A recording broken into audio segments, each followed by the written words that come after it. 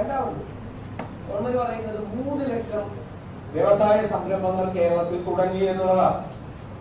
ഇത് അപ്പോ കേരളത്തിൽ ഒരു നിയോജക മണ്ഡലത്തിൽ ഒരു 2000 പുതിയ സംരംഭങ്ങൾ വെച്ച് വരണം.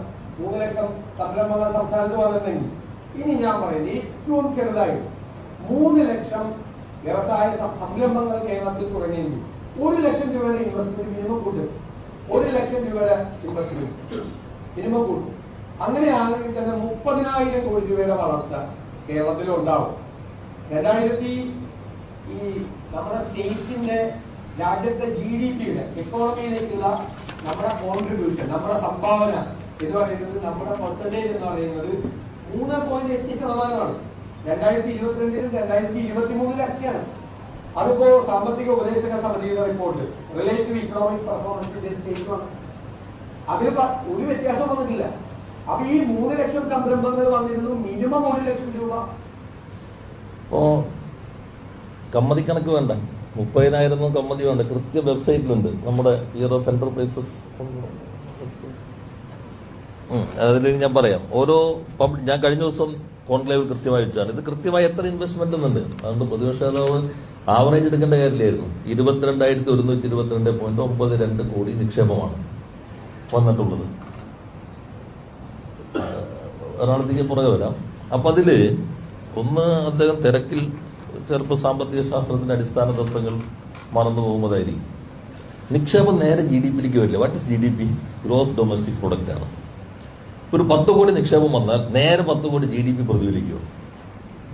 അത് എവിടത്തെ സാമ്പത്തിക ശാസ്ത്രം? അതിന്റെ പല ഘടകങ്ങളും ബഡ്ജറ്റ് ഒരു ഭാഗം GDP-യിലേക്ക് വരും. ചിലപ്പോൾ GDP-യിൽ അത് പ്രതിഫലിക്കുന്നതിന് കുറെ കാലം എടുക്കും. അതൊരു സാമ്പത്തിക ശാസ്ത്രത്തിൽ. അപ്പൊ അങ്ങനെയൊന്നും നമ്മൾ അധിക്ഷേപിച്ച് പറയരുത്. ഇനി ഞാൻ കേരളത്തെ സ്നേഹിക്കുന്ന ഒരാളാണെങ്കിൽ എങ്ങനെ പറയും? കേരളത്തെ സ്നേഹിക്കുന്ന ഒരാളാണെങ്കിൽ പറയും, ആന്ധ്രയും തെലങ്കാനയും കൂടിയാൽ ഇന്ത്യയുടെ 9.2% സ്ഥലമുണ്ട്.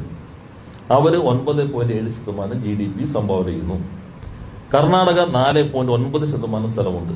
അവര് 8.2% GDP സംഭാവന ചെയ്യുന്നു.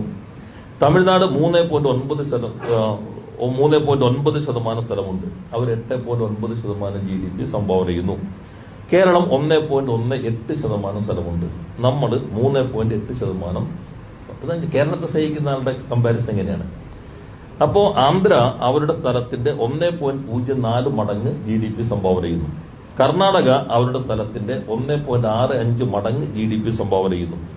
തമിഴ്നാട് അവരുടെ സ്ഥലത്തിന്റെ 2.28 മടങ്ങ് GDP സംഭാവന ചെയ്യുന്നു. കേരളം അവരുടെ സ്ഥലത്തിന്റെ 3.22 മടങ്ങ് GDP സംഭാവന ചെയ്യുന്നു. വിശകലനങ്ങൾ എപ്പോഴും കമ്പാരിറ്റീവ് ആയിരിക്കും. ഇതിന് പോപ്പുലേഷൻ വെച്ചുകൊടുക്കാം. പക്ഷെ ഇതിൽ അദ്ദേഹത്തിന് അടിസ്ഥാനമായിട്ടുള്ള ഇത് തന്നെ തെറ്റാണ്. നേരെ GDP-യിൽ വരില്ല എന്ന് ചോദിച്ചാൽ അതിപ്പോ എനിക്കോട് തിരക്ക് മൂലമൊന്നും വായിക്കാൻ പറ്റാത്തതുകൊണ്ട് ഞാൻ നേരത്തെ പറഞ്ഞ പോലെ സംഭവിക്കുന്ന കാര്യമാണ്. നേരെ നിക്ഷേപം GDP-യിലേക്ക് വരില്ല.